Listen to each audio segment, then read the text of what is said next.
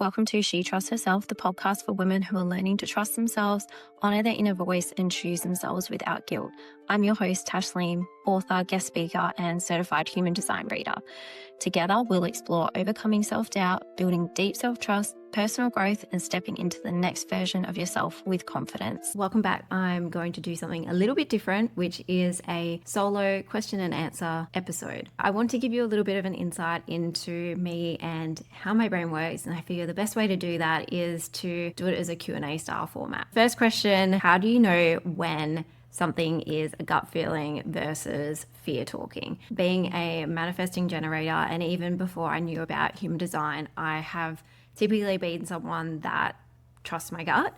And it was really cool to know once I found out about human design that that's actually how I'm designed to make decisions. When I make a decision from my gut, it's instantaneous. I don't even have to think about it. I bypass logic and I just know. I know it's a gut feeling because it's something that I can't explain. It literally just feels right.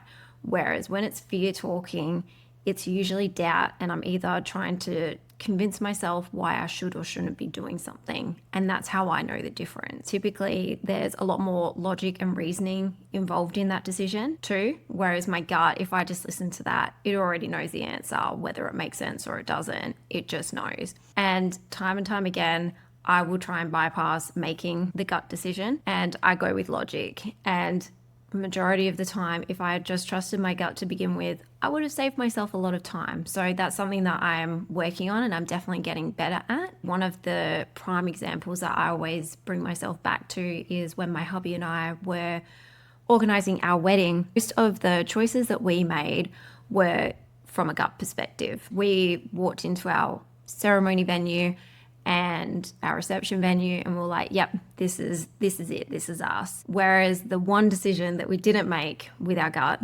was our photographer, and we had to talk ourselves into it. And then he ghosted us and we had to find another photographer and we lost money because of it. And I just think, that's the one decision we weren't 100% on. And all of the other decisions that we made worked out fine and they were amazing. So that was the moral of the story that I keep coming back to when I go, should I trust my gut or should I go with logic? And I will always try and opt back to making the gut decision. When did I stop trusting myself? Was there a specific moment or did it happen over time? I think looking back, it's hard to pinpoint an exact moment in time, but when I was growing up, you get so used to having to ask adults for permission to do things or looking for them for answers because they're wise and all-knowing, right? I used to just listen to what they say and take that on board, or I would outsource a lot of decisions and base it on what others' opinions were. I didn't think, I should be able to make this decision myself, or I make the decision that would make sense and look good to everyone else but didn't feel right for me. So it was something that happened over time. It eroded away over that prolonged period of time. It got to a point where I realized that I was apologizing for having an opinion or outsourcing things such as, do you think this outfit looks good? Or what should I do today? And things like that. And I thought, why is it up to someone else to tell me what my life is going to look like and the things that I should do and how I should look and act and feel? And that was probably around my mid-20s when I discovered personal development, and it was that big aha moment of, right, I can come back to myself and I can make decisions for me. That was the start of trying to rebuild self-trust. Human design helps solidify that because I've got the tools and the framework now that I use on a daily basis to come back to myself and really sit in, okay, what do I want to do, rather than asking everyone else what they think I should do with my life. Whose voice is it in your head when you feel guilty for resting? I'll be completely honest, it's usually my mum. I love her to bits, yet growing up, I was definitely the twin. So I'm a twin and I've got one sister, and I was the one that was relied on more to do chores around the house and help out, even when I would say it's not my turn to do it. Your sister's busy, you just need to help out. Over time, I learned it didn't actually feel safe to rest, that as soon as I sat down, at least it's how I felt and how my brain feels, is as soon as I sit down, then someone's going to ask me for help, or I'm going to be called away to do something. And so over time, I just went, you know what? It's easier if I don't even get my hopes up and think, oh, I can watch a movie this afternoon, because I'm going to be interrupted and called away to do something else. So I just decided that it was just easier not to rest. There have been times, especially in my mid-20s, where I would push through. One of the times that really humbled me was I was off sick from my job and I had a massive head cold, and the weather outside was absolutely stunning, and usually nature recharges me going for a walk. In my stubbornness, I thought going on a 5-kilometer walk would be a fantastic way to feel better. I got through it, but only just. And at the end of it, I thought, never, ever again am I doing that. I pushed myself way too far, and I really underestimated how lousy I felt. It actually took me longer to recover because I pushed myself way further than what I needed to, rather than resting. So it's just learning it's safe to rest, and just trying to replace the voice that is in my head with mine again, and knowing that the world isn't going to end if I take a break. Which ties us in really nicely to this next question, and that is, what would happen if you stopped trying to hold everything together? My brain goes, everything's going to fall apart, because my ego says you're the one that everyone relies on. But that's not the case. People can do things themselves. And I have to remind myself, everyone is capable of doing things. Yes, they can ask you to help, but they don't know your capacity. So you're allowed to say no if you don't actually have the time and space to help them out. One of my biggest things I've had to learn, especially over the last couple of years with work in particular, is letting go of volunteering myself to do more. Because all that happens is then that becomes the new norm, and that becomes the new standard. And I go, how did this happen? But I let it happen to myself because I would volunteer to help out more because I wanted to be perceived as being helpful, or I would get through my work faster. So I wanted to learn. And that just perpetuated to me being the go-to, or the I'll leave this with you person. Even when I didn't have capacity, people just went, oh, it's okay, Tash can do it. I've really had to take a step back from that and go, it's not me being lazy, it's just allowing other people to do what they're required to do or what they can, and it doesn't always have to fall on me, and letting go of the need to try and control things. For the most part, I think I'm doing a good job of that. There are still times where you try and hold on to things, especially if you're in a really reactive work environment, or maybe at home it's a bit of chaos. We have a baby/toddler, and it's a little bit chaotic. I absolutely love it, wouldn't trade it for the world, but it's definitely an adjustment because I feel like it's quite challenging to make plans in advance, and I feel like there are times where I want to try and hold everything together so we've still got a structure and some sort of schedule, rather than just going, okay, today is not going to go the way that we envisioned, and that's okay, we'll try again tomorrow. Did anyone in your family make you feel guilty for having your own needs? Mixed response to this one. Growing up, there were times where I wasn't allowed to have an opinion, and I had to be appreciative of everything no matter what. My nana used to get my sister and I and our cousins gifts.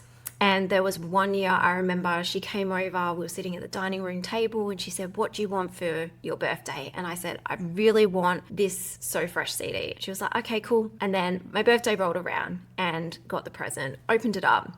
It wasn't a CD. It was clothing that was way too small. And I got hit with the, oh, well, if it doesn't fit, I got it on sale, so you don't get anything. I let her know how I felt. And I said, what's the point in you even asking me if you're not even going to get the thing that I want? This just seems so stupid.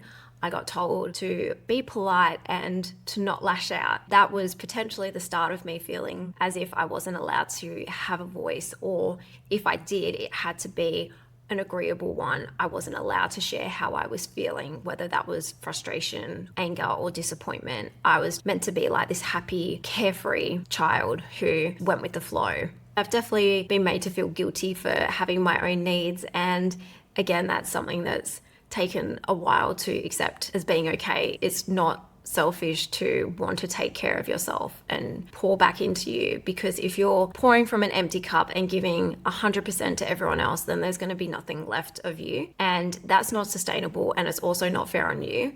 You weren't brought into this world to give all of you away. Do you care if others don't like you? I feel like this is a fantastic question. And growing up, absolutely.